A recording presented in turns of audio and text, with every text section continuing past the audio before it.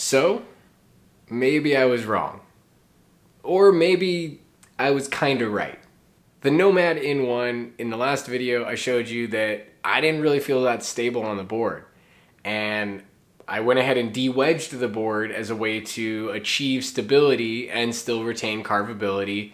And I was able to do it. And I felt really good on the board once I did that. So that solved the problem, but it didn't identify the problem like exactly. Now, what I thought was the issue on the board was the angles. And the reason I thought that is because it's running a really high angle in the front, and on TKP trucks, traditional kingpins are usually a little bit more kind of divey. They turn quicker than like an RKP setup. So in my head, I was thinking it's got a really high angle.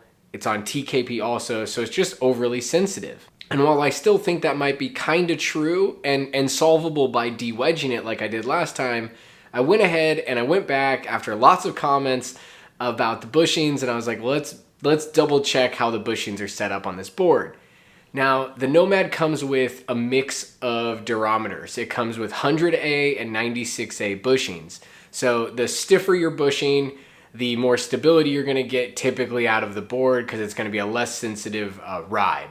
Now, it all depends on your weight and stuff too, but that's kind of the basics of it. So the way that the Nomad came to me set up was having black bushings on the board side and orange bushings on the street side of the truck.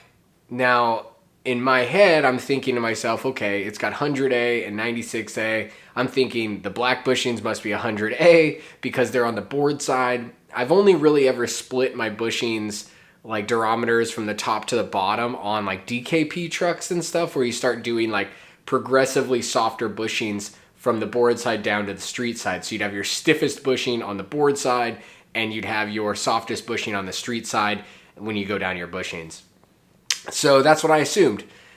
Assumptions, not great. So looking at the site, I figured out that, oh, it's actually the other way around. The 100A bushing is the orange bushing, not the black bushing. So they've set it up to have a softer bushing on the board side and a stiffer bushing on the street side. Now, to me, that makes sense that I'm getting a speed wobble because I have a softer bushing as the point kind of in the middle of the two things rotating on each other, right? So if you switch those around, you have a stiffer bushing, then a softer bushing. That should take care of it. But typically on regular style trucks, I just run stiffer bushings in the back and I run softer bushings up front. I don't mix and match them. I've only mixed and matched them, like I said, on DKP trucks in the past. So what I did, I pulled all the bushings out. Then I put the orange bushings, which are 100A, in the rear of the board. And I put the 96A bushings, the black bushings, in the front of the board. And I took it for a spin. And it feels great. No wedges, no extra wedges. So it's just stock. And hitting 32 miles an hour, which is the top speed on the board with these tires, is zero problem.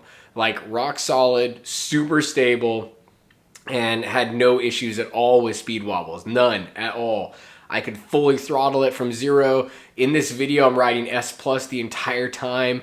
I'm at 32, 31 miles an hour the entire time, basically. I'm holding the thing down like throughout most of this video. That's why I'm doing a little less carving in this one, just because like I wanted to test just straight line, fast stability. How does it feel?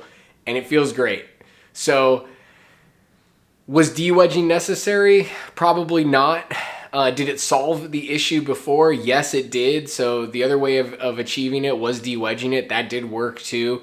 But just switching the bushings around also solved it. Much easier solution. So when you get your Nomad, switch those bushings around and I think you'll have no problem. I'm still going to be swapping to like a softer bushing in the front, especially just because like I'm a little lighter rider than maybe a 100A, 96A combo. Probably drop that thing down to like a 90A or even like an 80, like 87 or whatever, maybe in the front. Gonna play with that a little bit in the future, but right now the board's super carvy, it's super stable. I can go full speed, no problem. I'm loving the tires, by the way. The tires are like just incredibly good. I'm hoping that Acedeck makes them in an 8-inch. That would be super awesome if Acedeck and Hoda make an 8-inch vacuum tire. I will buy them right now. They're awesome. So there you go.